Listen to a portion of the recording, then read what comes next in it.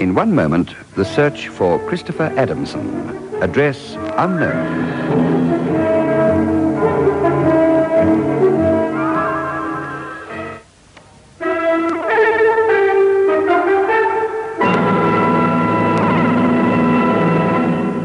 And here again is Henry Simon. Sometimes before in this series of programs, I've talked about the motives for disappearances. It never ceases to surprise me that not only are two cases never the same, but there are even so many basically different reasons for a person not being where he or she ought to be. Just when I feel that I've now seen everything, along comes a case which is totally different from anything that's gone before. The disappearance of Christopher Adamson was an example of what I mean. His father, George Adamson, a noted London broker, came to see me one Monday morning in June of last year. George Adamson was a worried man, a kindly one, but a worried one. He came to report that his son Chris was missing and had been for some 2 days.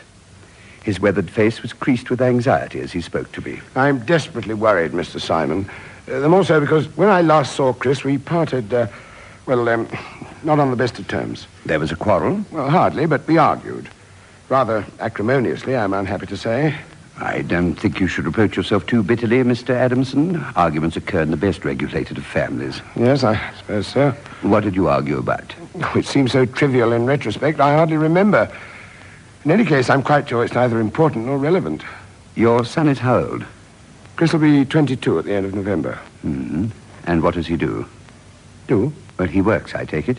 Oh, I'm afraid I misunderstood you for a moment. Actually, he doesn't, not yet. You see, he's only comparatively recently come out of the Army, National Service, you know. Well, he's going to join me in Adamson and Phelps when he's settled down. Oh, did he find National Service so unsettling? That's not quite what I intended to imply, Mr. Simon. I felt that when Chris came out of the Army that he should have a complete rest, complete break before entering the world of commerce. Oh, yes? Yes, there's a great future for Chris. Of course, I had to work the business up from scratch. Chris will inherit as is. Quite. My partner was killed during the war. Poor Godfrey. He was a brave man. He felt the call, and he didn't shirk his duty. Only 38 when he went, poor lad. Oh, there are no other directors of your firm? No, just me, near retiring age, and Chris. He's a lucky boy. He certainly sounds it. The whole position's absolutely gilt-edged as far as Chris is concerned. However, we're getting rather away from the purpose of my visit. Yes, you say your son's been missing since the day before yesterday. That's right, Saturday. At what time on Saturday did you last see him? Just after lunch, which we had together at our home at Caterham. Oh, that's not too far away from Bromley in Kent, is it? That's right. And that's when the argument occurred? I'm afraid so. It happened actually at lunch. Chris got up and went to his room. About an hour later, I went up there to see him, to try and make amends if I could, and he wasn't there. I called out to him, but there was no answer. I suddenly felt cold and lonely, as if I knew something had happened. Even so, I didn't really worry till that night. Then I thought Chris might have gone round to see his friend Peter. I decided not to worry. I went to bed early on Saturday. It'd been a trying week. And, of course, Chris had a key. I breakfasted in bed. I always do on a Sunday.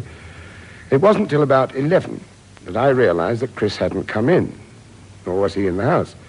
Well, then I panicked. I rang up everybody I could think of. No luck. I didn't know what to do. And then I thought of the Missing Persons Bureau.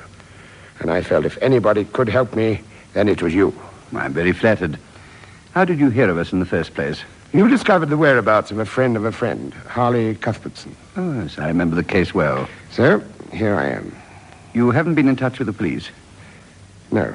May I inquire why?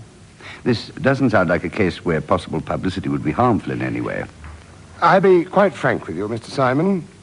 Quite apart from the fact that I don't think this is a case for the police, the publicity which might result from consulting them could well be injurious to me. In what way? I've been notified that I may expect a knighthood in the birthday honours list. Oh, congratulations. Thank you. And naturally, I wish to avoid any possible scandal. Yes, of course. But I must find Chris. Tell me, this sort of thing has never happened before? Good heavens, no. It's completely uncharacteristic. Well, Mr. Adamson, if you'll give me some half a dozen or so addresses, we'll see what we can do for you.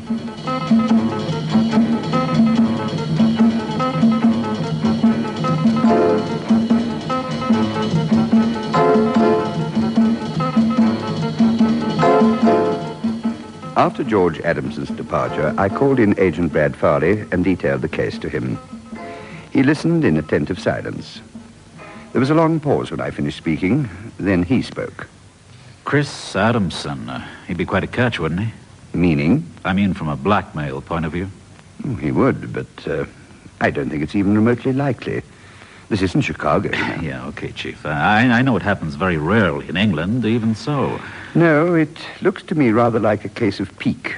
Son, newly endowed with freedom from the army and perhaps even having attained some rank, doesn't yet feel like bowing to parental wishes. Yeah, but from what you've told me, old Adamson seems rather a genial old stick. Oh, yes, but even so. Even so, it's worth considering. I must say that when you said that Adamson would be quite a catch, I was thinking along rather different lines. Cherchez la femme? But with rather a difference. Whilst I think that our client is 100% reliable and honest, I don't think he gave us quite the complete picture. Well, he answered all the questions you put to him, didn't he? Very nearly. To be more accurate, he answered all but one. That one being? The cause of the lunchtime quarrel between himself and his son. Oh. The quarrel which took place immediately before Christopher Adamson's disappearance. When I questioned Mr. Adamson Sr., he simply said something to the effect that it had, well, no bearing on the case. And that was the only question that he didn't answer. Yes. But then I didn't ask all the questions. Why not? I didn't want to do all your work for you, did I, Farley?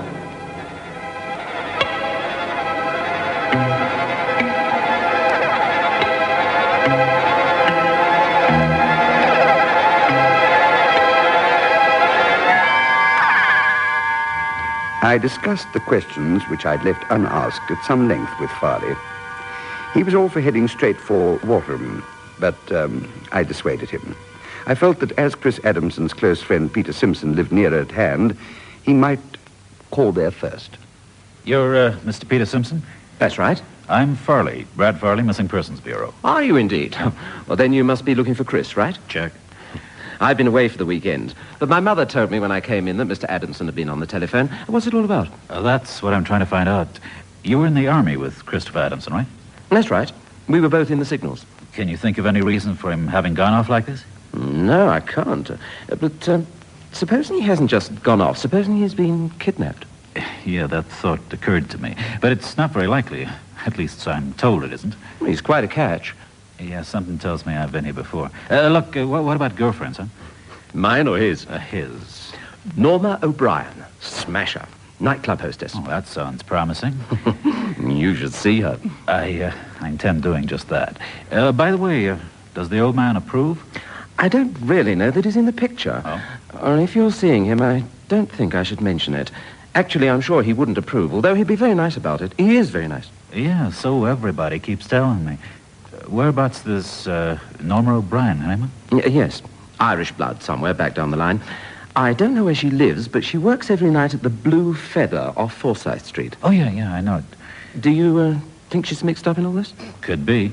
She'd at least supply a motive of sorts. Well, anything else I can tell you? Not just a moment, no, but don't run away. I'll be back.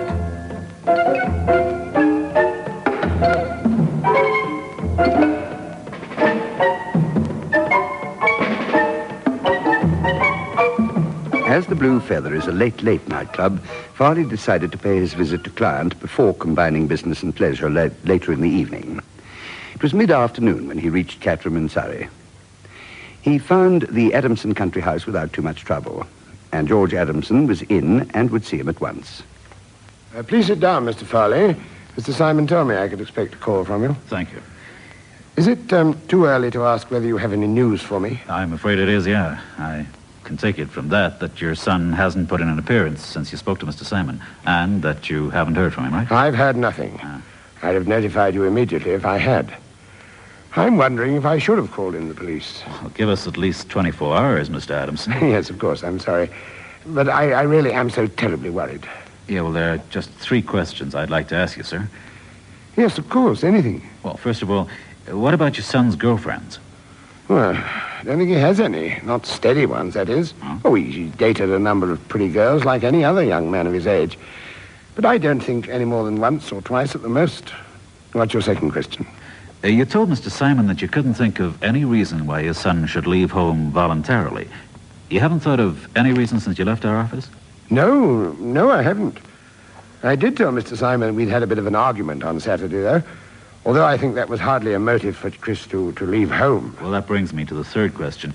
What was the argument about? Well, I did also say to Mr. Simon that couldn't possibly have anything to do with the case. Yeah, I know you did, sir, but would you let me be the judge? Rest assured that anything you say to me will be treated as being in the strictest confidence. Well, if you must know, we talked about money. Funnily enough, that was another thing I was going to ask you. How does your son manage for money if he's not yet earning? Well, he receives an allowance, of course. Oh. A more than adequate allowance. Also, is a small amount of savings under a compulsory army savings scheme. However, I don't think there's much of that left. Well, then why did you quarrel about money? Simply because he wanted me to invest money in a scheme which was neither practical nor desirable. I told him so, and he was upset. It wasn't the first time he brought the matter up. However, this time, I'm afraid he lost his temper, and things were said which, frankly, should not be said between father and son. I see, yeah. Were there any other questions, Mr. Farley? Not right now, sir, but there will be later.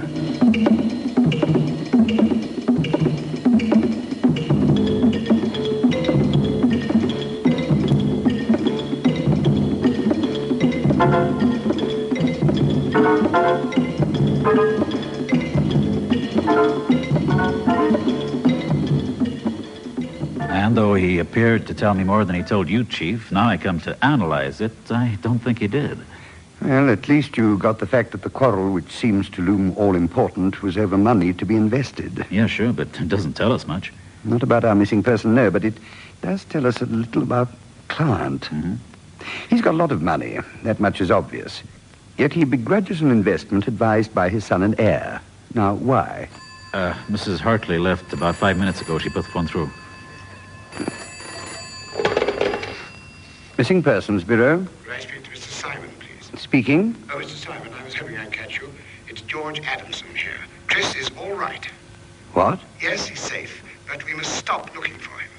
I don't quite understand. I just had a note. It came in the 5:30 delivery. It's from the kidnappers.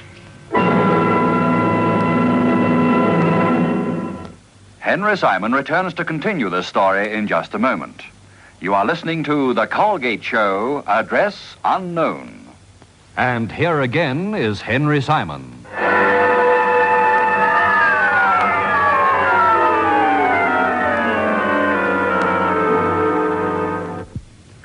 I must admit the news staggered me.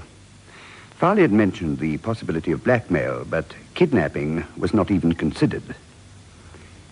Would you mind repeating that, Mr. Adamson? I received a note from Chris's kidnappers. It arrived not 2 minutes ago. Well, do you mind reading it to me? Well, it does say that any search in progress must be called off. Does it specifically say that you mustn't divulge its contents? No. Good. Then will you please read it to me? It says, if you want to see your son again, you go to your bank first thing in the morning and get £10,000 in small denomination notes, used ones. When you get back to your house with the money, there will be a further communication. Your son is well, and he'll stay well so long as you follow out these instructions and also call off any search you may have instigated. Well, at least they're literate. Is the note written or typed? Looks like separate words cut out from newspapers. It would be. What are you going to do? I'm going to follow the instructions to the letter. £10,000 won't break me. The kidnappers had known me better, they'd have asked for more. I felt from the start that it was a case of kidnapping. My immediate feeling is one of relief. Yes, I can understand that. You can rely on us to do nothing which might jeopardize your son's safety. And I'm very glad you agreed to call off the investigation. That's not quite what I said, Mr. Adamson. I said I'd do nothing to jeopardize your son's position, and I mean just that. However, there's one thing you can do for me, if you will. What's that, Mr. Simon? Please phone me after the kidnappers have contacted you tomorrow morning.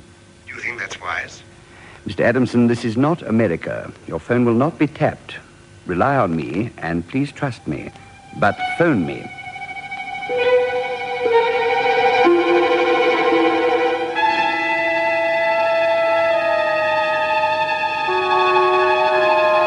That evening, Farley went, as arranged, to the Blue Feather. It was far from the nightclub he'd expected, being almost a washed beatnik set-up. It all seemed very pleasant and wholesome.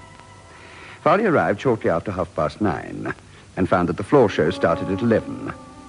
The hour and a half passed very easily in the friendly atmosphere of the club. Then Norma O'Brien appeared. She sang very well. Afterwards, she joined the diners and dancers. Before long, she was sitting at Farley's table. Well, that was quite an act, Miss O'Brien. Thank you. Good for the ears and bad for the blood pressure. Thank you again.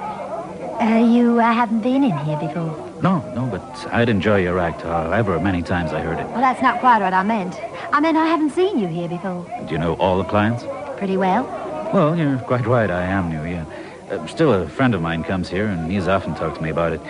I've been meaning to drop in for a long time, and tonight I got round to it. I phoned Chris, but he wasn't at home, so I came on my own. Chris? Yeah, my friend.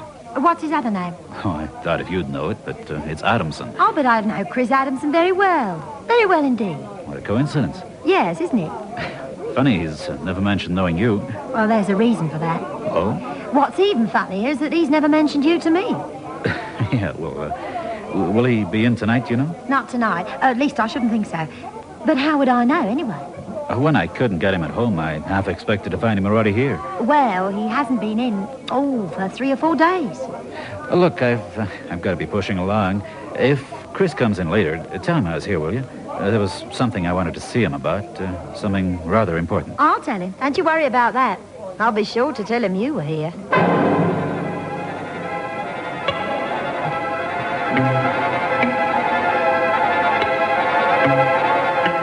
It was shortly after 10 the next morning when the call from Adamson Sr. came through. He sounded breathless and excited. Mr. Simon, it's come.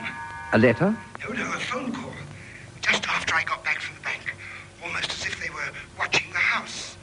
I think it was from a public phone box. A woman's voice. You've got the money, haven't you? Yes, I've just returned from the bank. Well, listen, and listen carefully. 1 hour from now, that's at 11:15, drive your car onto the main Brighton Road. That's the A5. Just after the road bypasses Reigate, there's a little pub called the Golden Horse. You can see it quite easily from the road. A couple of 100 yards past that, the road passes over a stream. You can't miss it because there's a freshly painted white milestone. As soon as you pass the milestone, throw the bag containing the money out of the window onto the grass verge. Don't slow down. Once the money is out of the car, accelerate and drive on for another 5 miles before turning your car and drive into the house. Well, supposing somebody sees me. It's very unlikely there'll be anybody there at that time. But if there is, drive on for exactly 1 mile and drop it at the second milestone. And when will my son be returned to me? He'll be released before midday. Is he all right? Perfectly all right. Goodbye. And you say the call has only just come through? Not 2 minutes ago, Mr. Simon. Good. You'll follow the instructions, of course. Yes. You're not going to do anything, are you? Rest assured, Mr. Adamson, I'm not going to do anything that will endanger your son. Goodbye. Right, Farley, we've got to work fast. We've got less than an hour, plus the time it'll take Adamson to get onto the Brighton Road. You can drive Glenn Martin's car, can't you? Are you kidding? They've given 2 places for him to dump the money. That means that they won't be necessarily at the first place. They'll probably follow him in another car once he passes Reigate. If there's anybody at the first place, any casual passerby, that is, it's going to be awkward. As soon as you've gone, I'm going to have a further chat with Client. Just a couple of ends I want to tie up. I thought I was going to do the tying up in Morton's car. Oh, yes, you are. But there's still a couple of things about this case I don't quite understand. Yeah, do I take a gun? Somehow, I think that a gun is the last thing you'll need. Neither the police nor I approve of guns in any case. Our job is to find a missing person, not to apprehend a criminal. Okay. Suppose if I have a long wait, I can always make myself a bow and arrow.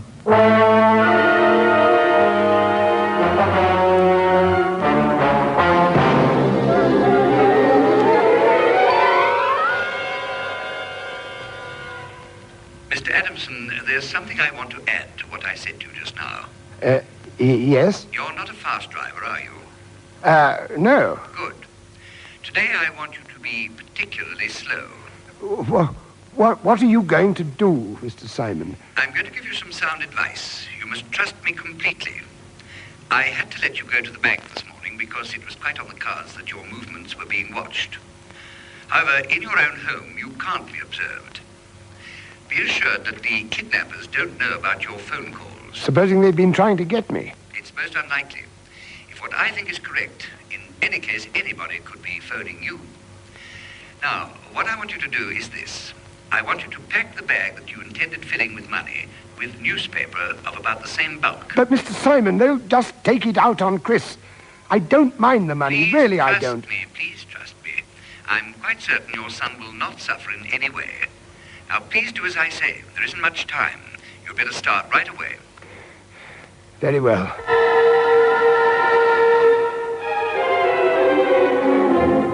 There were 2 calls to be made, both of them in London. I left instructions with Mrs. Hartley and set out on the first. Here, I drew a blank. I'm afraid she's out, and that's rather surprising. She usually sleeps till midday. Well, I mean, if you work till the early hours, you've got to catch up and you sleep sometime, haven't you? Stands to reason. Matter of fact, I can't ever remember her getting up this early, but 8 o'clock and she was out. Crack of dawn for her. I tracked Peter Simpson, the missing person's friend, to his office in the city. Your friend Chris Adamson, who's been missing for a few days now, needed some money for an investment. Yes, his father wouldn't give it to him, so bang goes our chance of $1 million. Oh, if he could only have got his inheritance, then it would have been so much different for both of us. In what way? Well, you see, Chris's mother left him £10,000 in trust. Naturally, he thought he'd get it when he turned 21, but can you believe it? The old boy won't part. At least not until Chris is safely tied up in a firm. And what did you want the £10,000 for? We had first option on a garage and roadhouse in a very good position on the Brighton Road, but now Chris has disappeared, his father won't part, and the option expires tomorrow. Henry Simon returns to conclude this story in just a moment. And here again is Henry Simon. 3 cars passed the Golden Horse on the main Brighton Road within minutes of each other that same morning. The first, Agent Martin's red sports car, driven by Farley, pulled off the road just past the milestone. Fortunately, bracken was thick enough just to provide enough cover. Hardly had Farley got himself into position than another car passed.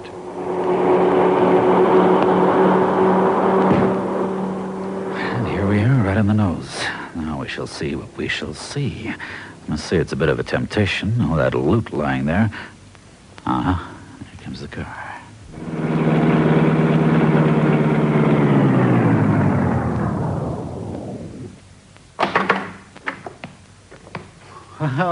Well. Good morning, Miss O'Brien. Fancy meeting you here. Oh, yeah. Isn't that our missing boy, Chris Adamson, at the wheel? Guess what? My car's broken down. I wonder if you two would be kind enough to give me a lift back to town.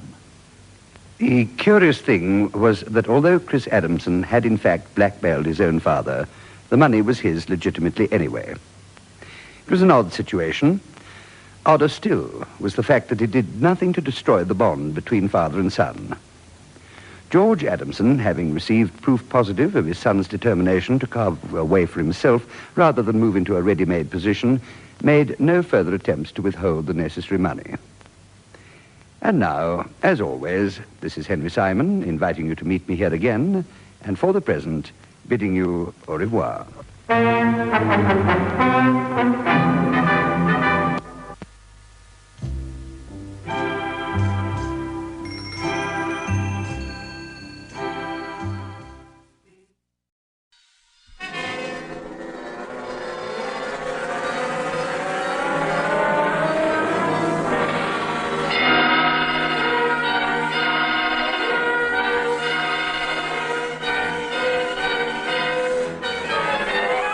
This is Henry Simon, bringing you another story from my files here at the Missing Persons Bureau.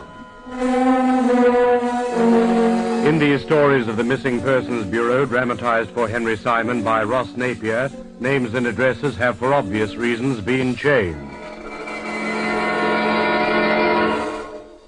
In one moment, the search for Cora Wakefield.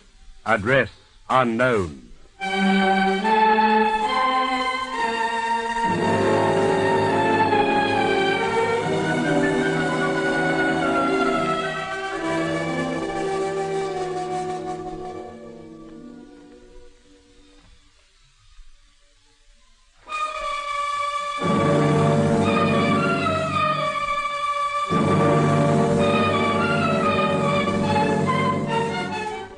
And here again is Henry Simon. On a morning in the June of 1950, I was visited in my office here at the Missing Persons Bureau by a man named Henry Wakefield. In his late 20s, he was of medium height and build, with a chubby face and unusually large brown eyes. His voice was faintly tinged with a Cockney accent, and the index finger was missing from his left hand. As I explained to your secretary over the phone, Mr. Simon, I'm here about my wife, Cora. She's left home, and I want her found. I see. How long ago did she leave exactly? It'll be 8 weeks, day after tomorrow. 8 weeks. I know I should have come to you sooner, but, well, I was so sure she'd be back. It never struck me she might have gone for good. How long have you been married? 7 years. I met her while I was in the army. She was working at one of the canteens. We'd only known each other a couple of weeks. It was sort of what you might call love at first sight. Have you any children? 4. 3 girls and a boy. And the youngest is only just 2. I've got her staying with my sister, together with Janie. She's 3. And the others? They're at school. Albert's 5 and Judy's 6. Mm-hmm. I've told them their mum's sick in hospital. It's hard for them, though. They can't understand why I won't take them to see her. Now, you say it'll be 8 weeks the day after tomorrow, which means, of course, that she left on a Thursday. While I was at work, yes. That night, I came home, same time as usual, and found her gone. And where were the children? With their grandma, my mother, that is. They were spending the day with her. At least the 2 young uns were. Cora was coming into London, so she said, to do some shopping. Did she take much with her in the way of clothing? Not so far as I can make out. She left no message of any kind? Nothing. I take it you investigated the possibility that she might have met with an accident of some kind? There wasn't any accident. Otherwise, she wouldn't have taken the money. What money? We had a special hiding place under a loose floorboard in the bedroom. We kept 50 quid there for emergencies, in case something cropped up and we needed cash quick. And she took the lot? Yes. What's more, I know it was there the day before, because I checked it myself. How old is your wife, Mr. Wakefield? 2 years younger than me, all but a week. 26. So she was only 19 when you married her? That's right. Has she ever left home before? No, never. Did you have any sort of argument with her? Anything like that? No, that's the silly part of it. We were on the best of terms. In 7 years of marriage, we barely had a cross word. There were no other men in her life? If there were, she kept them well in the background. So you think it's unlikely that she left you for somebody else? Well, I suppose she could have. But I can't think why she would. I've been a good husband to her, though I do say it myself. I've got a good business. I've given her everything she's wanted. What is your business, by the way? Carrying. I've got a fleet of 6 trucks. We take anything anywhere at any time. Started on my own with an old Bitzer I bought from disposals right after the war. Never looked back since. Bought a new home down in Streatham. Washing machine, all the trimmings. You checked with her friends and relatives, of course? Every one I could think of. She was an only child herself, and her parents are both dead, so there's no one much on her side. As for friends, well, she doesn't have that many. Just the odd one here and there. Have you a photograph of her at all? Yes, I have. Just the one, but it's a good likeness. How long ago was this taken? Last year. We had a Sunday at Brighton. There you can see the pier in the background. The mother of 4 children, she has a remarkably fine figure. You should have seen it when I first met her. Regular pin-up she was. Yes.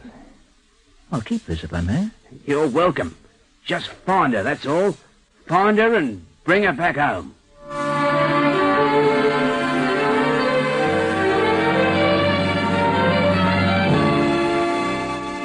The disappearance of Cora Wakefield was duly investigated by Agent Paul Studdy, who spent 2 solid weeks trying to pick up some sort of trail, but without success.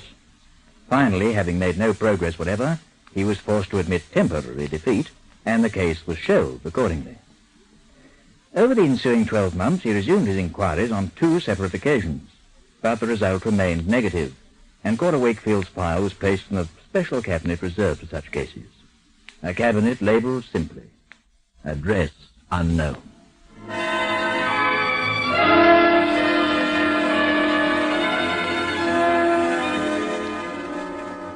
It was in the October of 1956, over 6 years later, that a similar case was brought under our notice.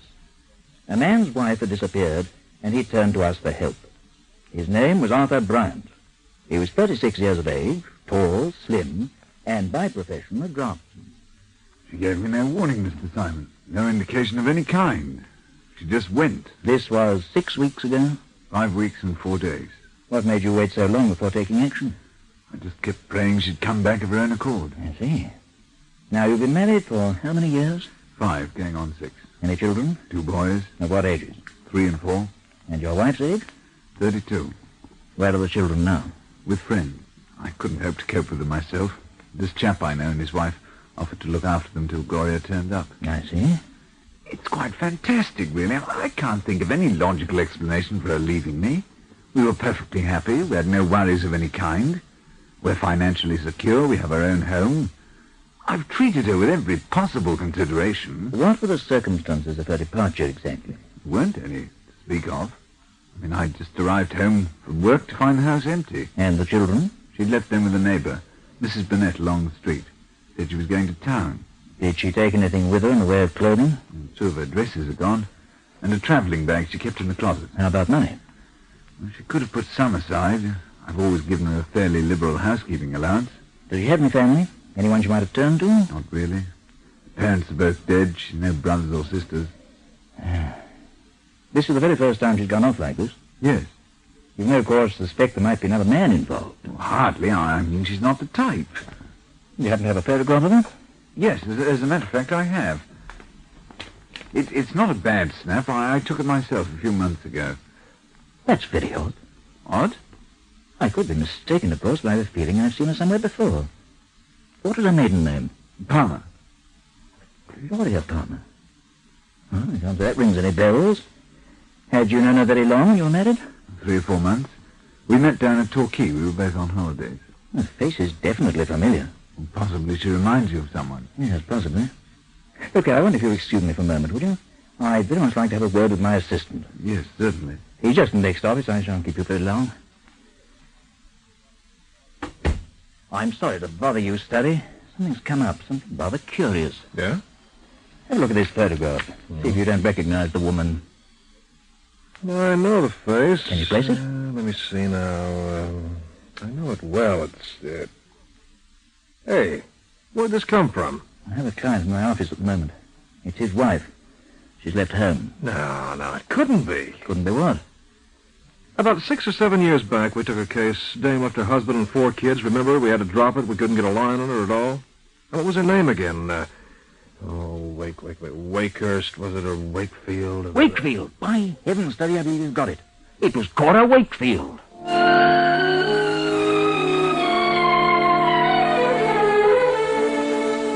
At the mention of the name Wakefield, it struck me at once.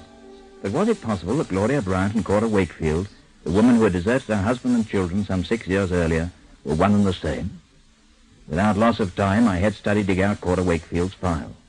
Her photograph was attached, and when placed beside that of Gloria Bryant, it left very little room for doubt. Yeah, it's her, Chief. A blind man could tell. Unless they're identical twins. Cora Wakefield was an only child, and Mrs. Bryant as well. Well, I guess that wraps it up, then. I'm afraid our client's in for rather a nasty shock. Yeah, not to mention Wakefield after all this time. It's not so bad for him. He's her legal husband. That is, if he hasn't divorced her since. Which means the Bryant children, of course, are illegitimate. Maybe he has divorced her. Their study takes time to get a divorce, and she's been married, so to speak, to Bryant for at least 5 years now. So we got a case of bigamy on our hands, huh? Yes, it would seem so. You gonna tell Bryant? First, I think it might be an idea if you got in touch with Wakefield. If he definitely identifies her, we shall have no option. Uh-huh. The address down here is Chambers Road, Streatham, number 19.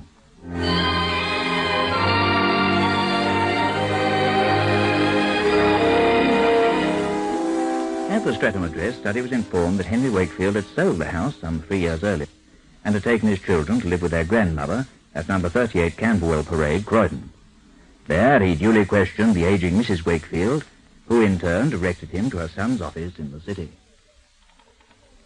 Well, Mr. Studdy, this is a surprise. Yeah, I figured it might be. How's the carrying business? Busy as ever. I've expanded a good deal since I last saw you. How long would it be now? 5 years? Yeah, about that. Yeah. Wait a bit. Don't tell me you've finally traced Cora. Well, not exactly, but the trail's getting warmer. You boys don't give up easy, do you? I'll be quite frank with you, Mr. Wakefield.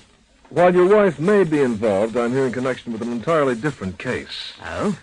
She is still your wife, is she? You haven't divorced her? No, I haven't divorced her. I've toyed with the idea often enough, but, well, I just haven't got round to it. Uh-huh. Well, take a look at this photograph. It's her. It's Cora. You're positive of that? Oh, I should know my own wife, shouldn't I? Where'd you get it? From a guy named Arthur Bryant. Arthur Bryant? Yeah, she went through a form of marriage with him in 1951. Form of... But how could she? She's married to me. Well, that didn't bother her, apparently. She might even be planning to try it again. Try it again? She walked out on Bryant 6 weeks ago. That's 2 husbands down, including yourself. Right now, she could be batting for number 3.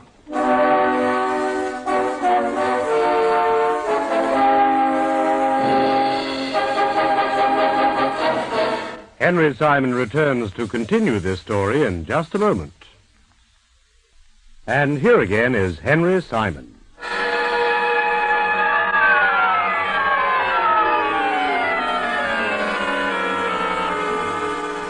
There now appeared to be absolutely no doubt whatever that Cora Wakefield and Gloria Bryant were one and the same person, in which case Bryant's marriage was invalid and his children illegitimate.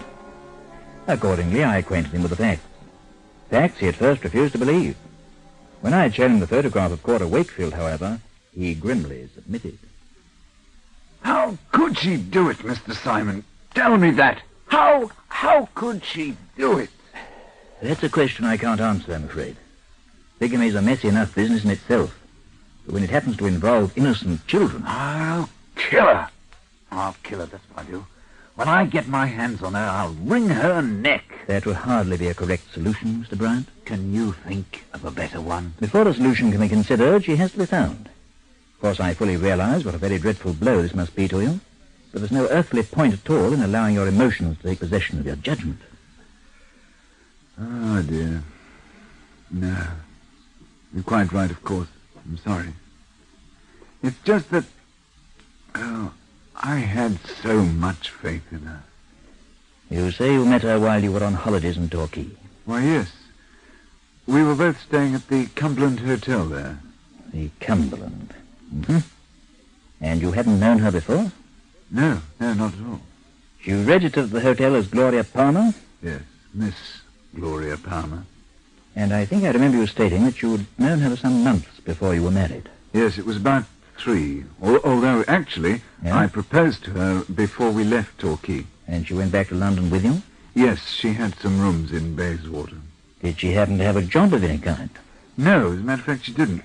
She told me that she'd been doing temporary work and that at the moment she was now between jobs. Yeah? And as we decided to get married, well, didn't seem much point in her taking another one.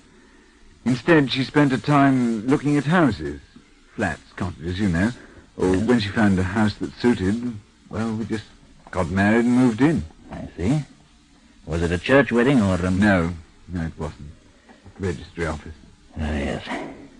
Well, I think we'll leave it at that for the moment, Mr. Bryant. I'll just get you to jot down 1 or 2 more routine particulars, if you don't mind, and then we'll get cracking right away.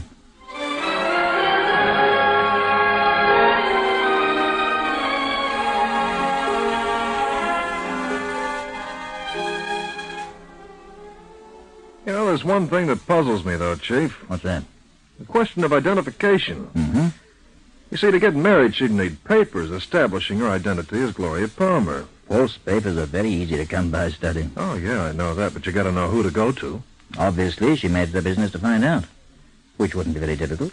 Soho's simply crawling with false identification vendors. For a few pounds, you can pick up her credentials that'd fool the Registrar General himself, if you wanted to. However, for the present, I'm not concerned with how she managed that side of it. I'm very much more interested in the fact that within a very few weeks of leaving Wakefield, she managed to find her way to the Cumberland Hotel in Torquay. Well, so? Doesn't it strike you as possible that she might have returned there? Oh, you mean to the Cumberland? Not necessarily to the Cumberland Hotel, but to Torquay. Having met with such very great success on her previous ventures there, it occurs to me that she might have been tempted to go back. Assuming, of course, that she's out to land another husband, that is. Yeah. You really think she would try it again? Well, why shouldn't she? Obviously, she left Wakefield because she was bored with her marriage. She had everything a wife could want. But that wasn't enough. She was tired of being the mother of 4 children. The first years had been fun. But the fun had turned to dullness and drudgery. Oh, yeah. And so she decided to find herself a brand new husband and start all over again. That's exactly what she did. Brian filled the bill admirably for a time, but eventually, of course, she found herself right back to where she'd been before, and so... Yeah. The process is repeated, huh? Exactly. She got away with it once. Why shouldn't she get away with it for a second time? Well, you know, Chief, I suggested the same thing to Wakefield, but he didn't appreciate the joke. I doubt if Bryant would either. But examined in the harsh light of fact, it's the only possible explanation for her behavior, isn't it? Yeah, the circumstances are similar enough. Oh, they are in every way. The whole thing conforms to a pattern. That's why I feel that a trip to Torquay might prove very fruitful. If Our Lady is just as much a creature of habit as she appears to be, then there's just a chance that you're going to pick up her trail.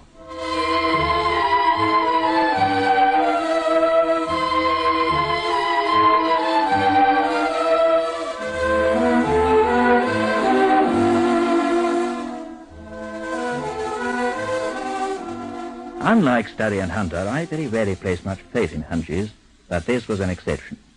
To date, as far as we knew, Cora Wakefield had indulged in a repeat performance, so to speak, of her previous venture. After 5 years of marriage, she disappeared from her home while her husband was at work in just the same fashion as she'd done before, leaving no trace at all behind her. It wasn't very likely that she was going to return to the same hotel. But, of course, Torquay had bounds in hotels, and she'd have had any number to choose from.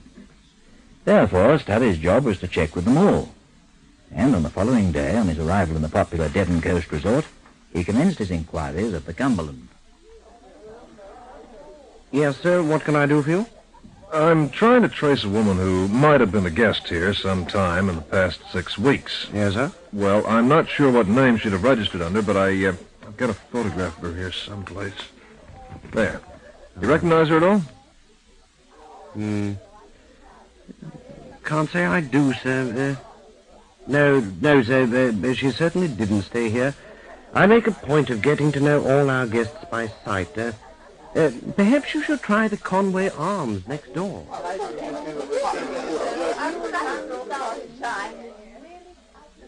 I'm sorry, sir. I can't help you. The Chatsworth's just down the road. Have you inquired there? No, sir. She certainly wasn't a guest here. So sorry. One by one, Studdy worked his way along the line of hotels flanking the promenade. In all, he inquired at 11, before finally arriving at the Cambridge, which stood on the corner of Chalk Avenue and Heston Boulevard. I've got a photograph of her here, if you'll just take a look at it, look it over. Yes, why... Yes. You mean you recognize her? Yes, sir. Yeah, it's Miss Maitland. You say Miss Maitland? Yes. She was here for a fortnight last month.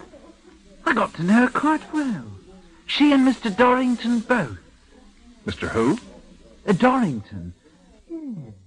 They were always together. I understand she went back to, Birmingham. Yes, that's Birmingham. She went back to Birmingham with him. Back to Birmingham, eh? Ah. Yes, sir. I wouldn't be sure, but rumour had it they were planning to be married.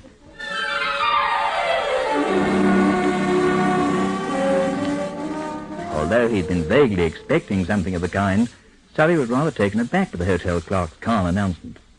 Unable to enlighten him any further, however, the latter referred him to his employer, one Malcolm Godfrey, who had managed the Cambridge for many years and who, it transpired, had befriended the man, Dorrington, during his stay as a guest at the hotel. Yes, that's right, Mr. Study. Nice chap he was, too. Liked him very much. Yeah. And Miss Maitland, did you get to know her at all? I should say I did. Dashed attractive woman, that. Yes, should make him very happy. It is true, then, that they were planning marriage. Huh? Oh, I should say so. Took back to Birmingham to meet his people, didn't I? Yeah. And that was 3 weeks ago? Yes, I should say about that. Now, you wouldn't know his address in Birmingham, I suppose? Yeah. As a matter of fact, I noted it down somewhere. Oh, good. Somewhere here. There you are. Yes, Rex Dorrington, 81 Haverstock Road. I'll jot that down, 81 Haverstock Road. Right, now, were they intending to be married right away? I rather gathered that impression. As soon as they could be, that is. Uh-huh. Of course, these things usually take a few weeks, formalities and so forth.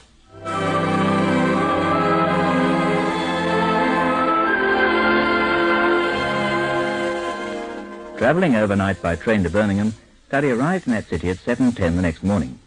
From the station, he took a cab to Haverstock Road, which was less than a mile away, alighting at the entrance to number 81, a narrow stone home which had been converted recently into 3 flats. The front door was open, and over the knocker was a card listing the names of the tenants and their flat numbers. Rex Doddington's was on the very top floor. It was flat 3.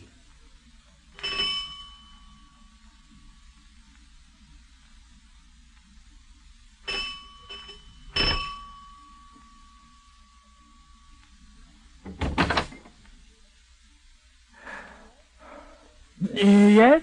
Mr. Dorrington? Yes, that's right.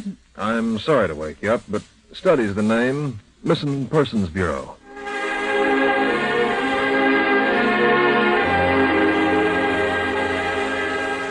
Dorrington had on a dressing gown and slippers.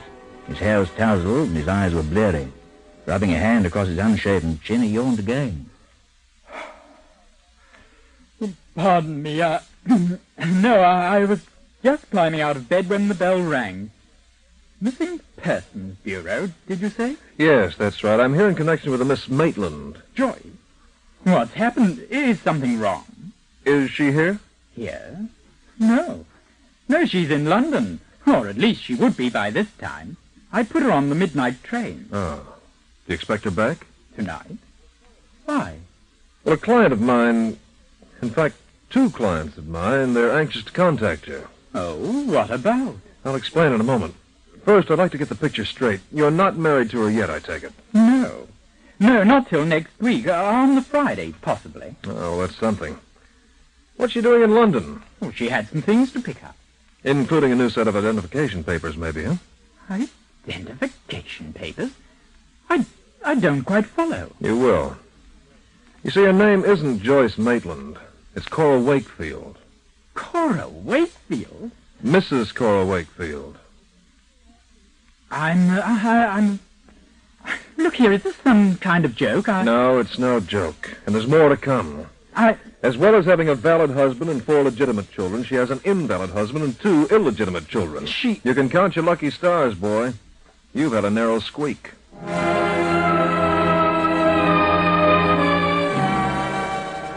Rex Dorrington proved as difficult to convince as Arthur Bryant had been, but he, too, wilted under the pressure of facts, as the truth was thrust upon him. It duly transpired that he'd arranged to meet Cora Wakefield, or Joyce Maitland, as he knew her, at Birmingham Central Station upon her return from London that evening. Her train was due in at 8:20, and it arrived dead on time. But it wasn't Dorrington who was there to greet her. It was a grim-faced Paul Study. Miss Maitland? Oh. Dorrington couldn't make it. He sent me along instead. You're a friend of his? The best friend he ever had. But we can talk about that on the train. On the train? Yeah, we're going back to London, Mrs. Wakefield. Or would you rather I met at Mrs. Bryant's? I don't know what you're talking about. Don't you? Take me to Rex at once. He doesn't want to see you, but your 2 husbands do. That's why we're going back to London. So as not to disappoint him. Our train leaves from platform 5 in 10 minutes. Let's go, shall we?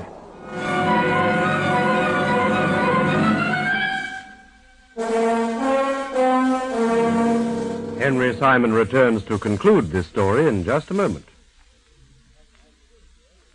And here again is Henry Simon. Cora Wakefield was duly called upon to answer a charge of bigamy. Found guilty, she was sent to Holloway Prison for 12 months. Wakefield has since taken steps to divorce her. Bryant has married again. But unjust as it may seem under British law, his children remain illegitimate, thanks to a woman who wantonly used him as a means to her own heartless and selfish ends. And now, as always, this is Henry Simon inviting you to meet me here again, and for the present bidding you au revoir.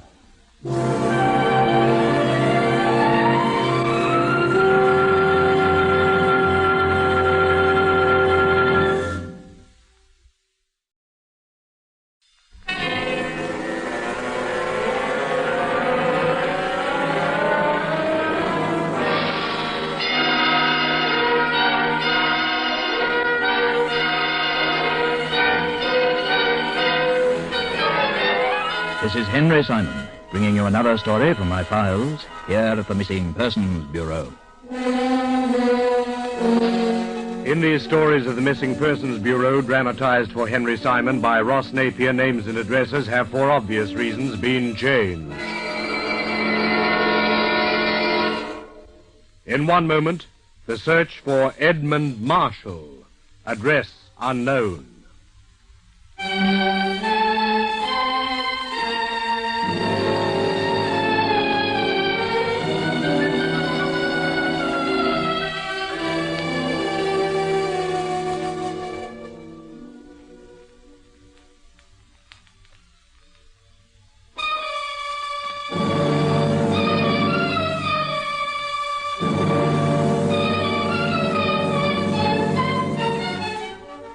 And here again is Henry Simon. Croydon Airport, June the 8th, 1953. A crowd of newspaper photographers and reporters had gathered at one end of the tarmac as a small single-seater monoplane touched down at the other, racing to a halt some 30 yards away. The group broke up, swarming towards it, as a solitary figure climbed out of the cockpit, his face smudged with grease, his dark hair swept back by the breeze. I'll be right there, Eddie. Yes, let's have a big smile, Mr. Marshall. Hi, Eddie, look at the birdie. Yes, come on, do it. Edmund Marshall was back in his homeland after 4 months of motor racing on the continent. He hadn't won a single race during that time, or for that matter, a place. In fact, he'd only finished in 4 races out of 18, and then well back in the field. But as the only son and heir of Sir Hilary Marshall, multimillionaire and textile magnate, his name was news, and his activities had been highlighted in every quarter of the globe. Here was a man who had no fear of death, who seemingly wished to die, yet who had everything possible to live for. Edmund Marshall, racing driver, stunt pilot, international adventurer. Oh, bring you home, Eddie. Old boy put his foot down.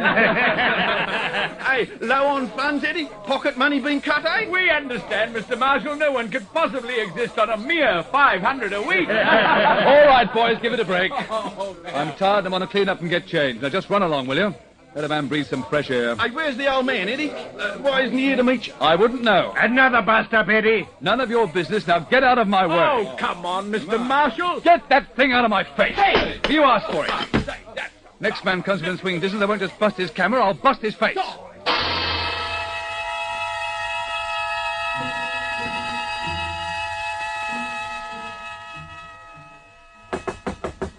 Yes? It's me, Eddie. Charlie Thorne. Charlie! Come on in. Hi, fella. Great to see you, boy. I'll just keep this locked. In case any of those newspaper morons are still hanging around. That Grimes from the Dispatch. He's pretty cheesed off about his camera. Says he's going to sue you for a new one. If I had my way, I'd smash them all. I can't stand reporters. They bring me out in spots. Oh, better go easy with them, Eddie. You don't want to get their backs up. They haven't got backs, they're all neck. In any case, why should I worry? I'm immune to their slings and arrows. Well, some of those same arrows are mighty sharp. They can penetrate a long way. Not through my hide. As far as I'm concerned, they can write me up as they please. It's your father I was thinking of. That's who they were thinking of, too. I never know how close they were to the mark, either. Had we had another row, had I been ordered home at the point of a banknote. Well, were you? Yeah. He phoned me in Paris day before yesterday. Told me if I wasn't back by the end of the week, he'd stop my allowance. Oh. Once more, I have a horrible feeling he meant it. Well, I can't say I blame him. You're his only son, Eddie. He thinks the moon shines out of you. It'd be the end of him if you went off and got yourself killed. Haven't I ever told you? I'm indestructible. I lead a charmed life. Look, Eddie, there's such a thing as having too much nerve, my boy. You turned over in your last 6 races. 7. That Belgian one. I heard a description over the radio. The commentator was right on the spot. He practically read out an obituary. Said you didn't stand a chance of coming out of it alive. Also said it was your own fault. So it was. I know. I saw a newsreel of it later. You must have spun 50 feet in the air. Flying without wings. You should try it sometime. It's quite a sensation. Don't you feel anything, Eddie? Doesn't it make you, well, just a little bit shaky? Surely. If it didn't, it wouldn't be any fun.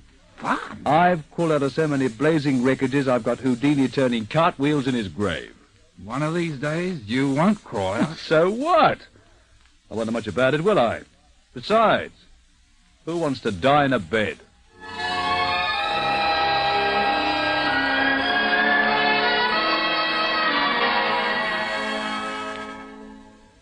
Sit down, Edmund. I know what you're going to say, Dad. I've heard it all before. So why not save your breath and let's have a drink instead, eh? I didn't send for you so we could have a drink. I sent for you because I've reached the end of my rope and my patience. Yes, sir. You're coming into the business with me. Coming into the...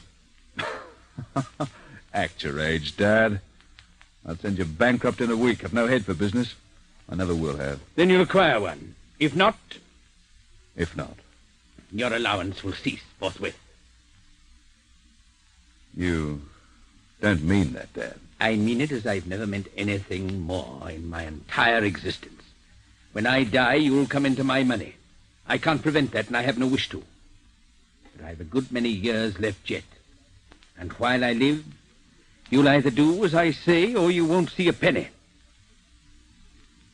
That sounds like an ultimatum. It is. You don't think I'm capable of getting by without you? Is that it? I'm quite sure you're not. Then the ultimatum becomes a challenge. Call it what you will. You can give me your decision in the morning. You needn't wait until then, Dad. You can have it now. Well? 2 years ago in Heidelberg, I had an argument with a German fellow. I forget what it was about. I think I kissed his girl or some such. Anyway, he challenged me to a duel with swords. He was an expert. I'd never held a rapier before in my life, but I accepted.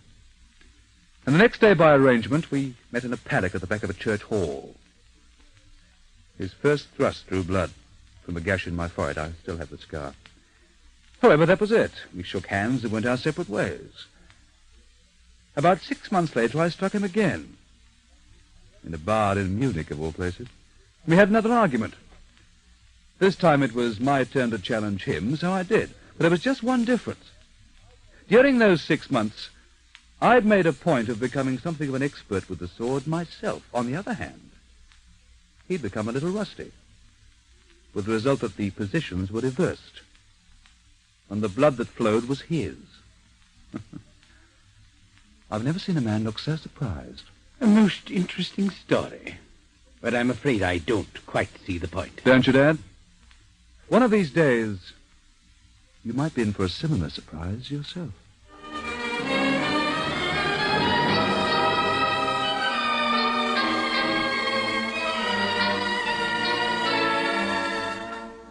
That same evening, Edmund Marshall left his father's house, taking nothing with him except the clothes he stood up in. The old man never saw or heard from him again. 2 years later, he suffered a severe stroke, and on his deathbed held the following conversation with his lawyer, Felix Allison, who was also one of his closest and most trusted friends. Wherever the boy may be, Felix, I want you to give me your word. You'll seek him out. He's my sole beneficiary. No effort must be spared. If he's alive, I'll find him. Rest assured of that. When you do, tell him that I concede he may put down his sword.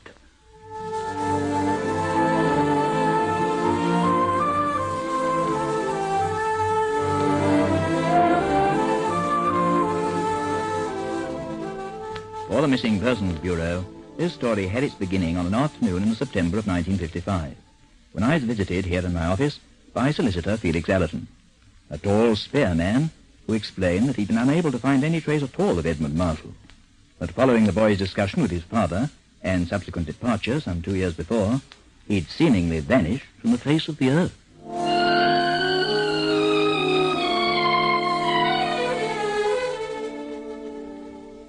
I've made inquiries everywhere, Mr. Simon. I've even advertised in the press to not the slightest avail. The boy's completely disappeared. His friends haven't seen him? No one has. Odd for a young man who was so very much in the public eye to fade from sight altogether. Particularly someone like Edmund. Incidents seem to follow him about. Incidents that more often than not resulted in newspaper headlines. He was totally irresponsible, didn't seem to care two raps what he did or how he did it, so long as there was an element of risk attached. And yet, he had definite strength of character, as he proved by cutting himself off so completely from his father. Yes. Despite their many differences of opinion, the old chap thought the world of him. How old would he be now? Just 28. I remember he was dead keen to get into the war. He came of age just a few days after peace was declared. From the sound of him, he'd have made a natural soldier. A trifle too natural. What of his mother? She died when he was only a lad. I've often thought it was largely because of that he turned out as he did. He badly needed the guidance of a maternal hand. Did he have any romantic interests at all? Oh, none of any consequence that I know of, although he was always a great one for the ladies. Any particularly close friends? About his closest, as far as I can ascertain, was a fellow named Soames, Charlie Soames. He's some sort of mechanic, has a job at Croydon Airport. As a matter of fact, I believe he used to look after Edmund's plane for him. Well, what happened to that plane, by the way? Well, it's still there in the hangar. Hasn't been touched since he arrived home from Paris to see his father. The same with his cars. Cars? Yes, he had two. The one he raced in and the sports model. Both of them are gathering dust in the garage. The racer was actually shipped home after he left. The old man took delivery.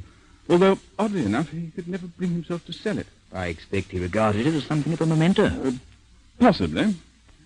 Despite his forbidding exterior, he was always a sentimentalist at heart, especially where Edmund was concerned. It's a rotten shame, you know. He was puffing off like that without a chance to square the books. By all the rules and regulations, he should have lived at least another 20 years. Just goes to show. Barely a day's illness in his life, and he's dead at 64. Didn't smoke, didn't drink, took plenty of exercise. Makes you think young Edmund might have the secret of that. Eat, drink, and be merry. For tomorrow, we die.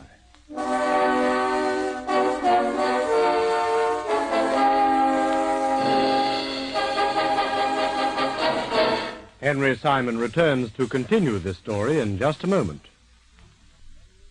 And here again is Henry Simon.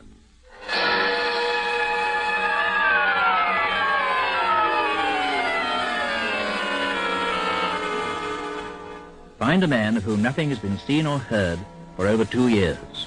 Not an ordinary man, but one whose passion for dangerous living has made him something of a legend. That was a task which now confronted us. A task which to prove both difficult and intriguing. Following Allerton's departure, I sent for Agent Bob Hunter, who is then in London, and with whom I discussed the various aspects of this case. Yeah, these guys really get me, Chief. Huh? What guys? Well, the young marshal. Not a nerve in their bodies. Ran across a couple of them in the Army. You know, madcap do-or-die types. Do things that curl a normal person's hair without so much as the flicker of an eyelid. They weren't just showing off, either. Just something inside them. Some sort of a driving force made them press on regardless. The crazy part of it was they usually came through unscathed. Always says the man who hangs back who takes the biggest risks. Yeah, well, I kind of sort of favored staying in between. You know what I mean? None of this hero stuff for me. Exactly what you mean. However, reverting back to the case in hand, I think perhaps this Charlie Soames might be well worth questioning. Charlie? Oh, he's a mechanic guy. That's right. Works at Croydon Airport. So it shouldn't be too difficult to get hold of. Here's a photograph of Marshall, by the way. Now, that's Soames with him, apparently. Yeah. Buddies together. Okay, Chief, I'm on my way.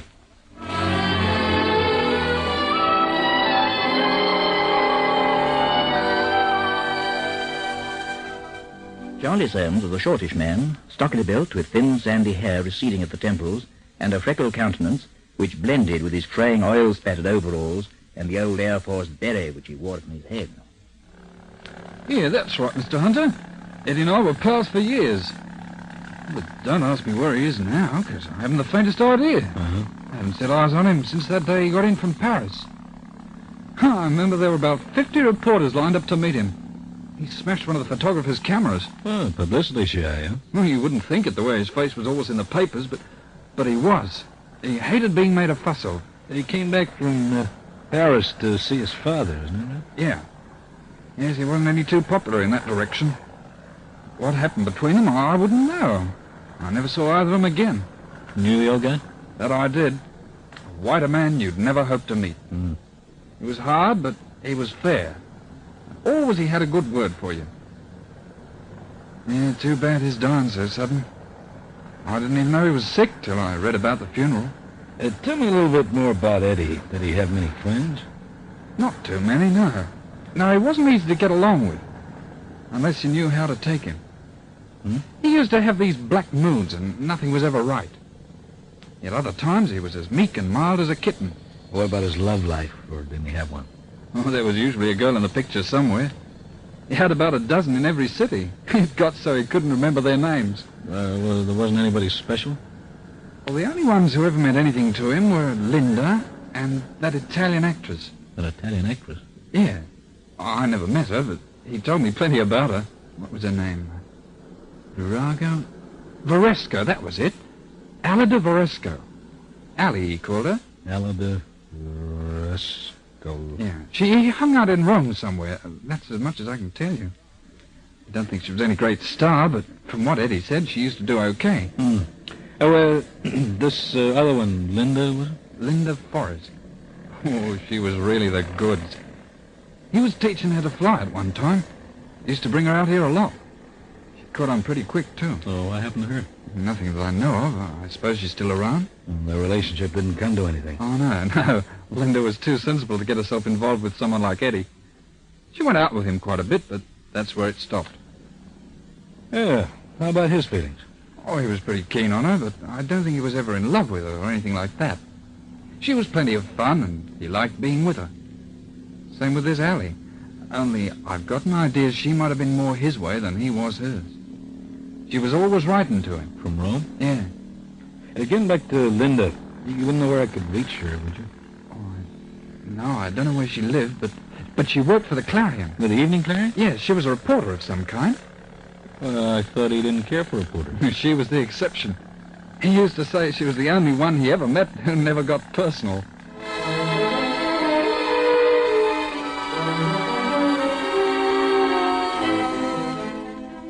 At the offices of the Evening Clarion in Fleet Street, Hunter was told that Linda Forrest had left the Clarion some months before to join the staff of the Daily Gazette, which likewise had offices in Fleet Street, and where he duly caught up with her. A strikingly attractive brunette, slim and very well proportioned. I'm afraid I can't tell you much more than you already know, Mr. Hunter. Edmund was just one of those people you couldn't anticipate. He was here one minute and gone the next. Sometimes he'd be away for weeks, sometimes months. This time it's years. You had no word from him at all? Oh, not a line. Well, he don't seem particularly put out. Why should I? We're no more than good friends, and I hope we'll never be anything less. Oh, I doubt that my husband will be too happy if I began seeing much of him again. Your husband? I've been married almost a year now.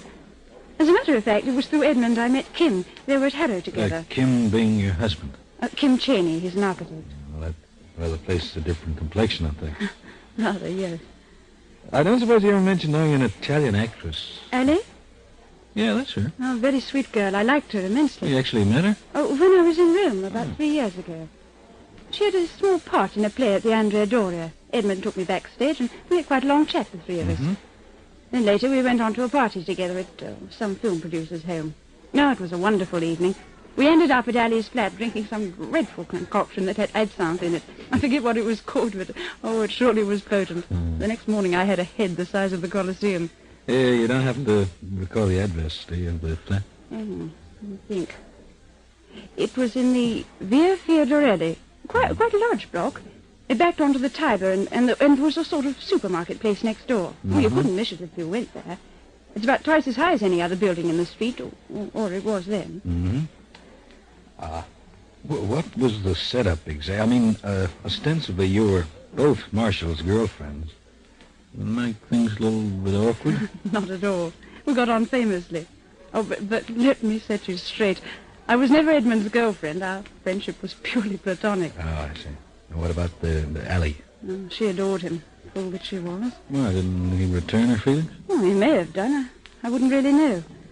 But he wasn't the type to get serious about. Not for anyone who wanted to stay sane.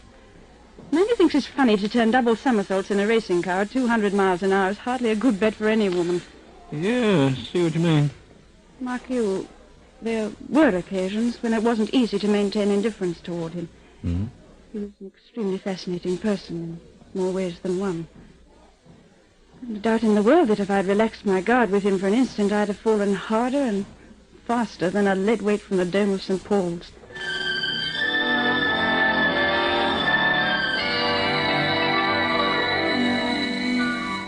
At 9:30 the following morning, Hunter boarded a plane for Rome, arriving in that city some 6 hours later, and proceeding from the airport by cab to the Via Fiordrelli, where he had very little trouble in locating the block of flats in question.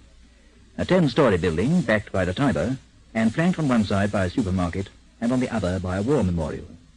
In the foyer was an inquiry or service desk, and behind it, reading a newspaper, sat an elderly, graying-haired man. Pardon me. Desidera qualche cosa, signor? Oi, Robert, my boy, here's your big opportunity. Signorina Alida Varesco, sta qua? Sì, signor. Piano 8, appartamento 43. Doing a little great. Could you give me that a little slower? Più lento, per favore. Appartamento 43. Piano 8. You know what? A4. Piano 8, yeah. A4. Appartamento 43. Flat 40. 40? 3. Ah, 43. 43. Sì, 43.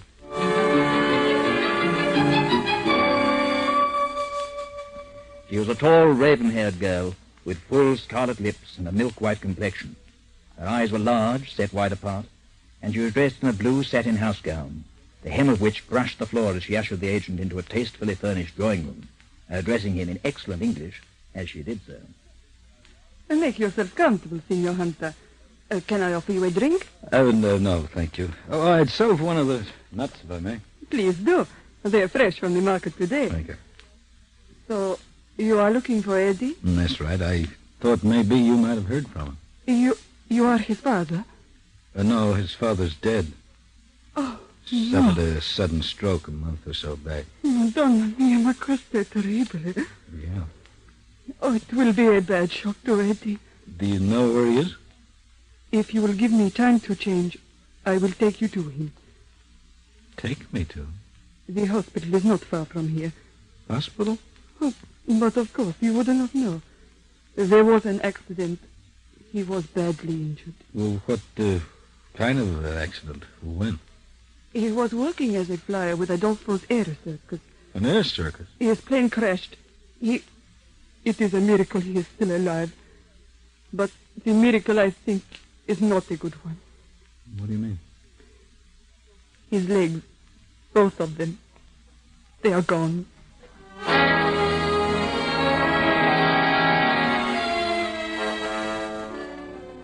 En route to Rome's Garibaldi Hospital on the fringe of the Villa Borghese, Alida Varesco told Hunter how Edmund Marshall had come to Rome shortly after the break with his father, of the various jobs which he'd held during the previous 2 years, and finally of the disaster that had overcome him, a disaster which had culminated in the amputation of his legs and left him a helpless cripple for life.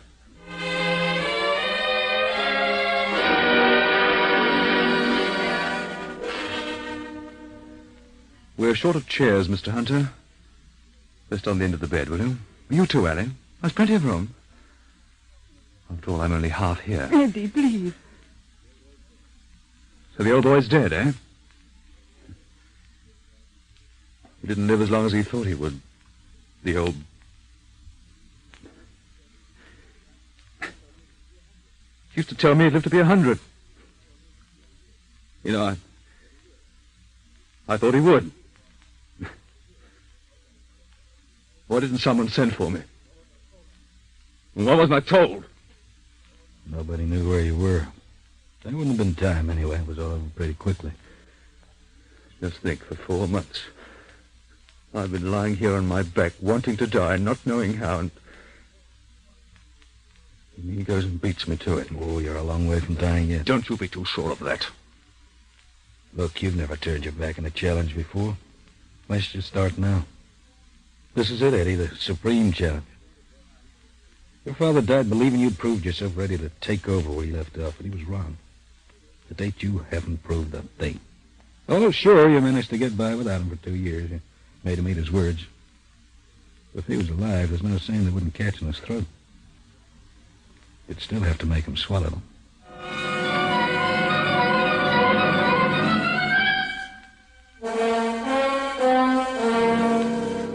Henry Simon returns to conclude this story in just a moment.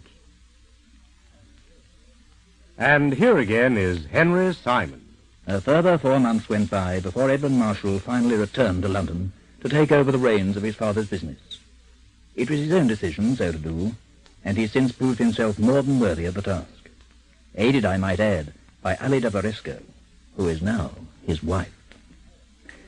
And now, as always, this is Henry Simon, inviting you to meet me here again, and for the present bidding you au revoir.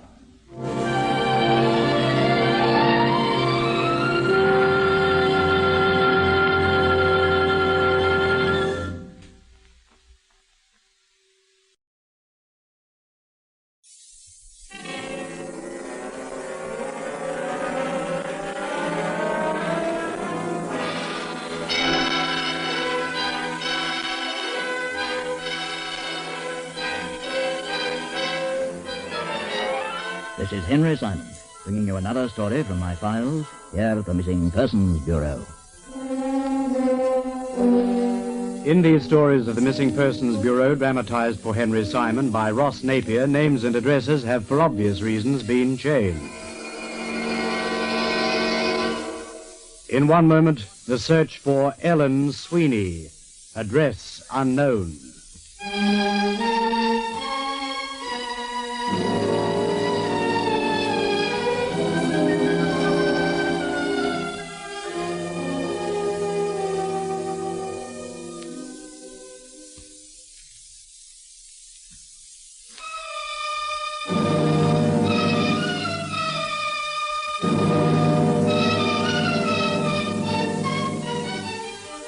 And here again is Henry Simon.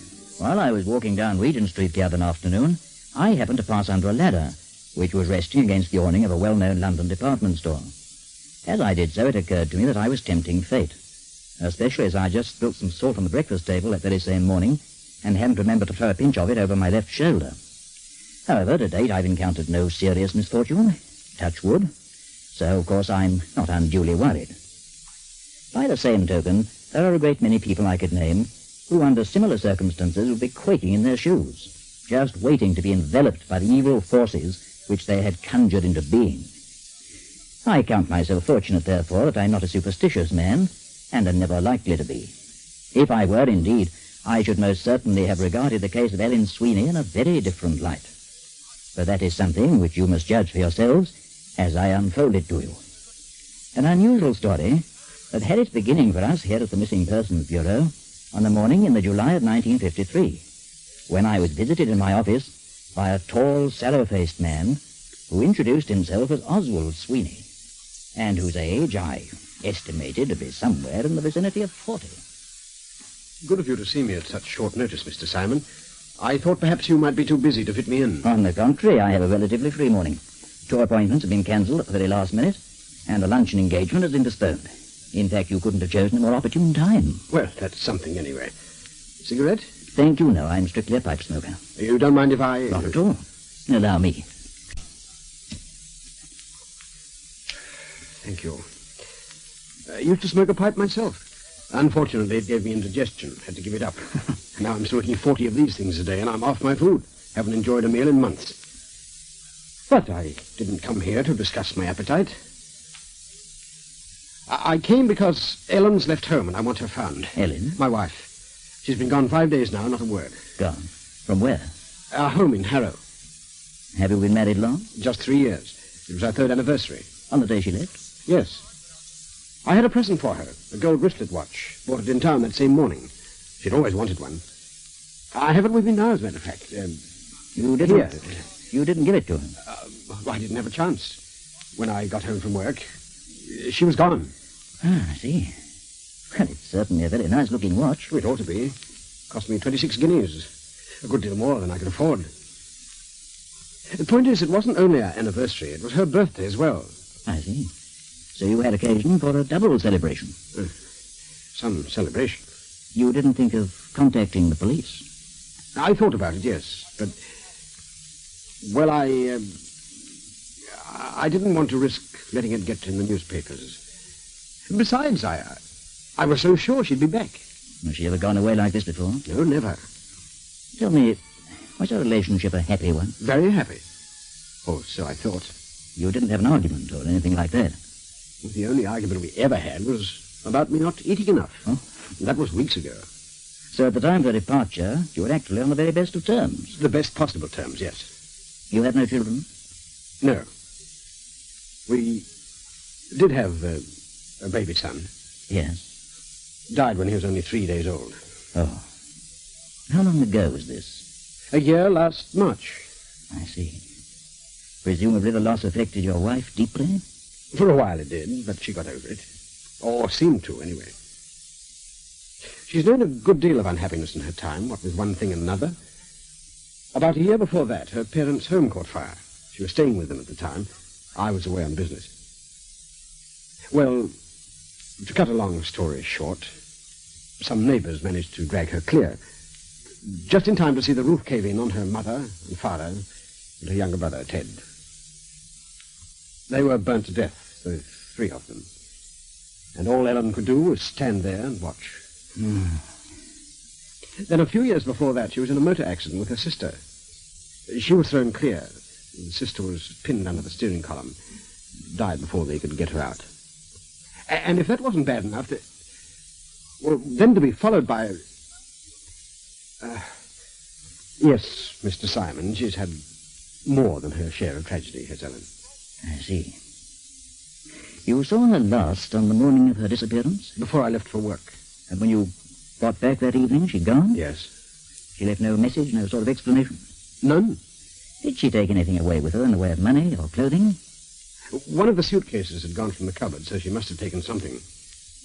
As for money, she'd have had about £10 in the house. Does she have access to a bank account? No. The only account we have is in my name. Is she fitted for any special type of work or profession? Well, she was a stenographer before we were married. I see, a stenographer. How old is she, by the way? To be exact, 33 and 5 days. Has she any close relatives? An uncle in Scarborough. I checked with him. He hasn't heard from her. No one else? Not to speak of, no. How about friends? Is there anybody she might have contacted? No one that I know of. She wasn't fond of mixing socially.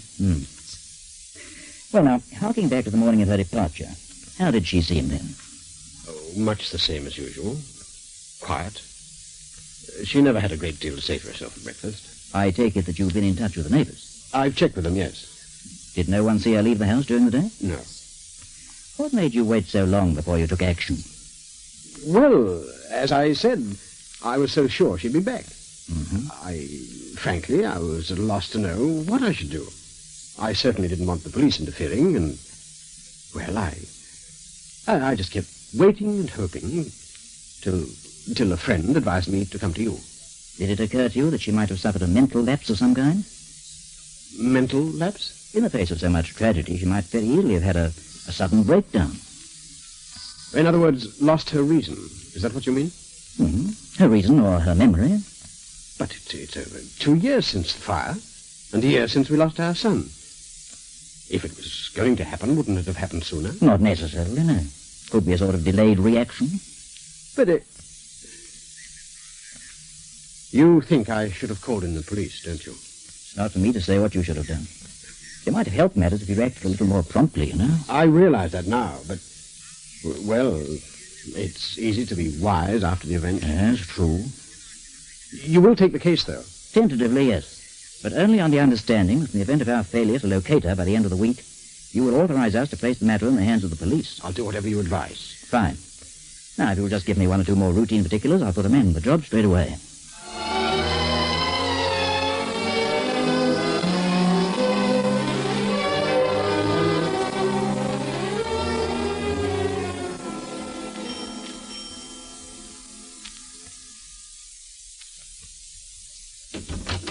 Yes? Oh, Mr. Sweeney? Yes. Paul Study, Missing Persons Bureau.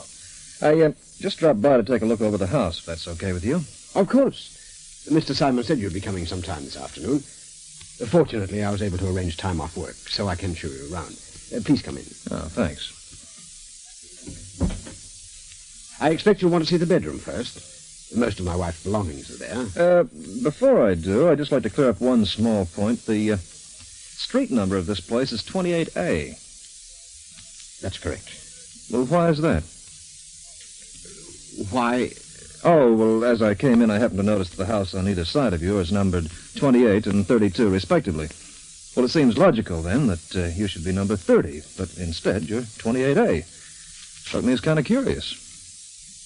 Well, as a matter of fact, that was my wife's idea. Oh? She doesn't like the number 3. She says it's unlucky for her. Unlucky? She's rather superstitious, you see. But it wouldn't be 3, it'd be 30. The mere fact that there was a 3 in the number upset her. Ridiculous, but there it is. Yeah. So you just had it changed, huh? Yes. She's always been this superstitious? Ever since I've known her, acutely. Funny. Never heard of 3 being unlucky before. It's usually 13. Not to Ellen. Just 3. She calls it the devil's digit.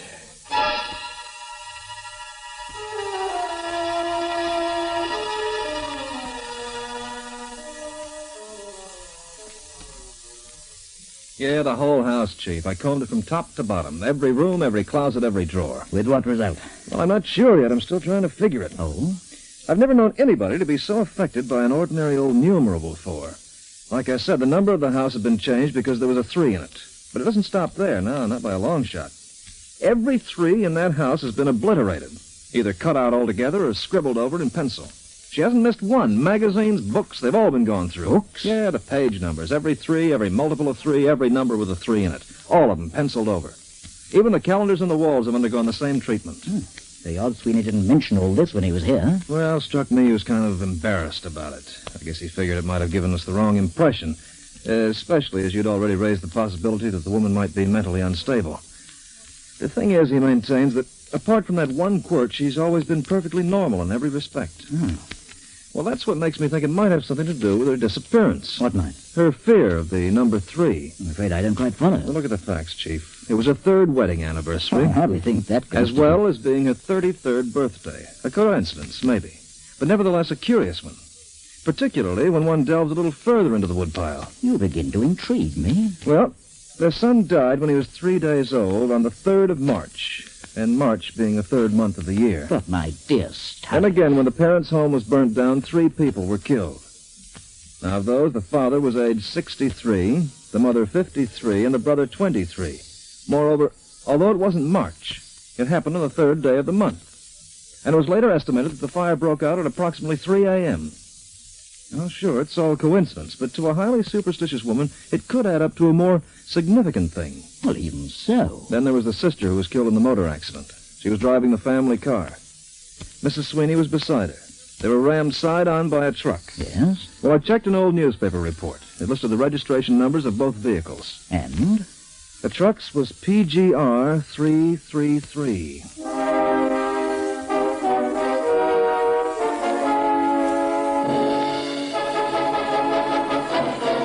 Henry Simon returns to continue this story in just a moment.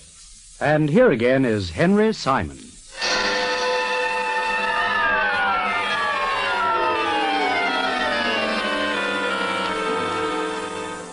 Studied reasoning was sound enough.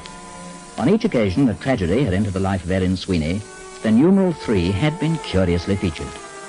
Was it not logical, therefore, to assume that Mrs. Sweeney, being a superstitious kind of woman, had regarded this as being something more than a coincidence, had indeed put particular emphasis upon it, which accounted, of course, for her terror of what she had come to regard as the devil's digit. And could this be linked with the fact that she had left home on the day of her 3rd wedding anniversary and 33rd birthday? The possibility could hardly be ignored. On the contrary, in fact, it was to form the basis of our search for the missing woman. Okay, let's assume there is a tie-up. Let's assume she left home because, for some reason, she was scared of staying on, either scared for herself or scared for her husband. Let's assume that she felt she had to go. We seem to be assuming a great deal. Well, when you don't have anything else to work on, what's the alternative? From that, I take it, you uncovered nothing further of any special interest. Oh, nothing of special interest now, except for a few old photos in the attic. Oh, photos? Yeah, shots of her and her sister as girls. Don't know who took them. One of the parents, maybe, or a friend. Well, anyway, I brought them back with me. There's 2, 3, 4, 5 of them. All of the 2 girls, eh? Yeah, taken over a period of about 6 years, I'd say. You can see here in this one they're just kids, and in this they're quite grown up. Sister's the oldest by about 18 months. So interesting. What? Well, the girls themselves might have changed, but the background's exactly the same in all 5 snaps. Oh, yeah, I noticed that. Where were they taken? Got any idea? Sweeney didn't know. Funny. Those hills look strangely familiar. And the bay. Probably they were holidaying there. Which would indicate that they went to exactly the same spot every year. Yeah, that's what I said to Sweeney, but he still couldn't enlighten me. He's got a hazy notion the parents used to have a weekender by the sea one time, but just where it was or what became of it, he hasn't got the foggiest idea. You're, thinking she might have gone back there, is that it? Well, as you know, Studdy, I've always been a firm believer in the idea that if cast adrift, people always find their way back to the place or places which have given them their very happiest memories. I've known it happen time and time again in similar cases. Well, she certainly looks happy enough in these snaps. If only I could place those hills. I'll swear I'd seen them before, at some time or other. Well, the negatives are here. Maybe if we haven't blown up, it might help. Good idea. You might use one of your contacts in the photography business, eh? Yeah, take him to Jack Cairns up in the Strand. He'll do the job.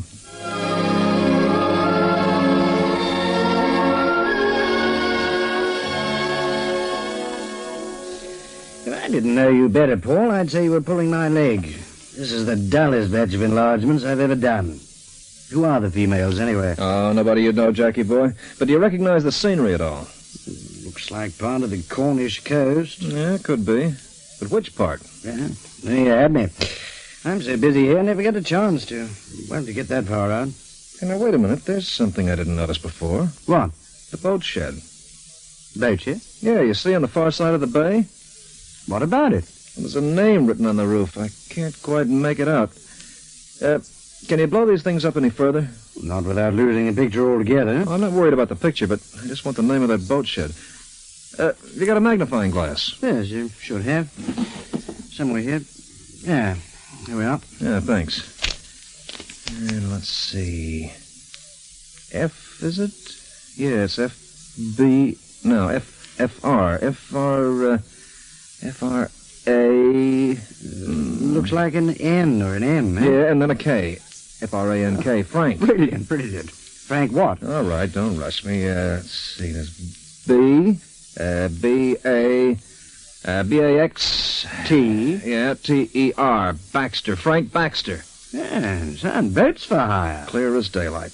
All I've got to do now is locate Baxter's boathouse, and I'm in business. Yeah, if it still exists. That snap was taken at least 15 years ago. Oh, just a case of digging deep enough. It'll be on record somewhere. And to think, when I was a kid, I always wanted to be a private investigator. What changed your mind? My father bought me a camera. Too bad yours didn't do the same.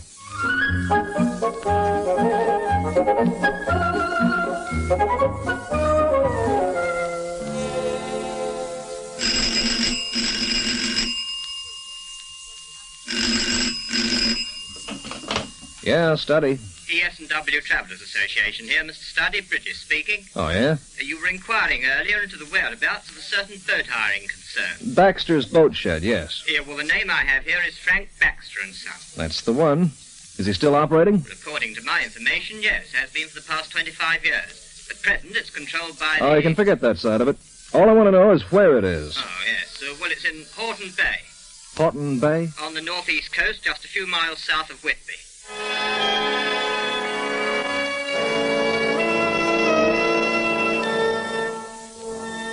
Horton Bay. But of course I knew the scenery was familiar. Oh, don't tell me you used to spend your holidays there, too. Wood little fishing up there some years before the war. It's a glorious spot. Just the sort of place I'd like to retire to. Fair enough. If you ever disappear, I'll know where to look.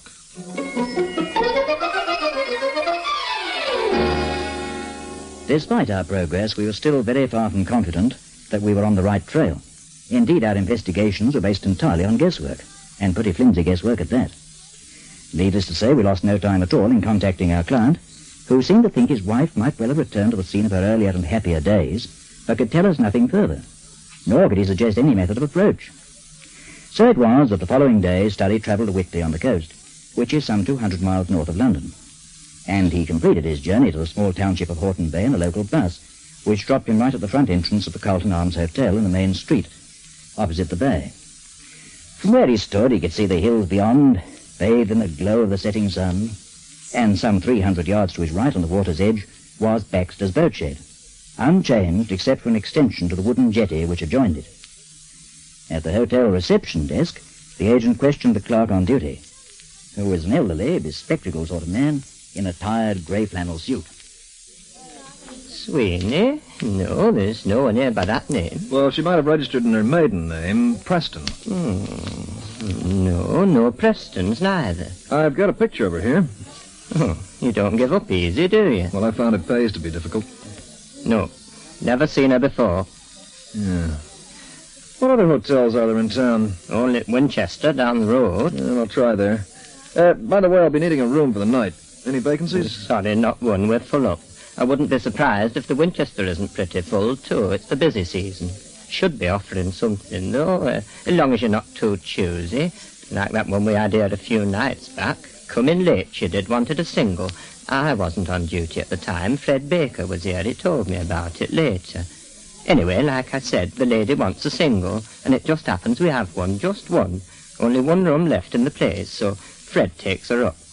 Well, he gets as far as the door, and all of a sudden, like, without even having a look inside, she says she doesn't want it. Fred tells her it's the only one going, and one of the best at that, but it don't make no difference. She picks up her bag and shoves off, without so much as looking at it. There's no accounting for some people. No, I guess not. Which one was it, as a matter of interest? Which one? Which room? Oh, head of the stairs, number 3.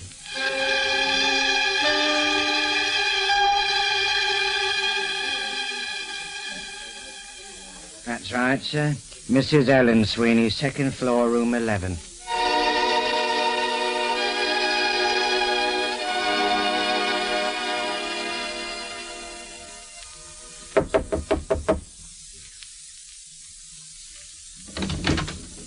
Yes? What is it? Good evening, ma'am.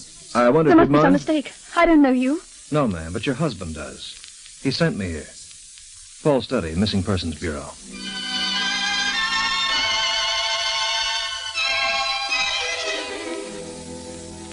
Ellen Sweeney made no attempt either to deny her identity or to prevent Studdy from entering the room. She simply shrank away from him, cowering against the wall like a frightened animal, her eyes wide, her lips drawn back in an expression that hovered between dismay and desperation. Then abruptly, her hands fell limply at her sides, and the fear departed from her eyes, leaving in its wake only moisture. You shouldn't have come here. My husband should have known better than to send you. He's mighty anxious about you, ma'am. He wants you back home. No, I can't go back to him. Ever. You mind telling me why? Because I don't want anything to happen to him. Like it has to everyone else who's ever meant anything to me. Meaning your family? My mother and father. My brother and sister. My son. They're all dead. Dead because of me. Oh, but how can you be expected to understand? You know nothing. Nothing at all. Well, maybe I know a lot more than you give me credit for. For instance, I know you've got some kind of a bug about the number 3. I know it's been coincidental with much of the tragedy in your life. I also know that you're 33 years of age and that you left home on the day of your 3rd wedding anniversary. Presumably because you were scared that such a combination of 3s might lead to further tragedy. Am I right? I love my husband. Isn't it natural I should want to spare him? Spare him from what? From whatever evil force it is that... No. though my reasons for leaving him weren't entirely unselfish. I came away because I'd reached the end of my rope, because I couldn't stand the strain any longer. Oh, don't you see? I had to go. I had no choice. And you came here because I came here in the hope that I might find something of what I'd known here before. Some small part of life as it used to be. So long ago it seems now. So very long ago. Well, take it from me, ma'am. You'll never catch up with it this way. But it's not my place to argue with you. For better or for worse, my job's done. I was retained to find you. I've done that. Now the ball's with you. You've got to find yourself.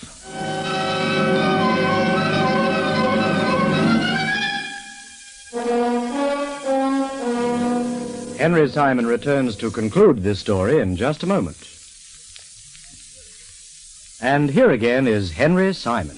Despite the fervent pleas of her husband, Ellen Sweeney did not return home, nor was she destined ever to do so. For 2 months later, her body was found on a deserted beach near Scarborough.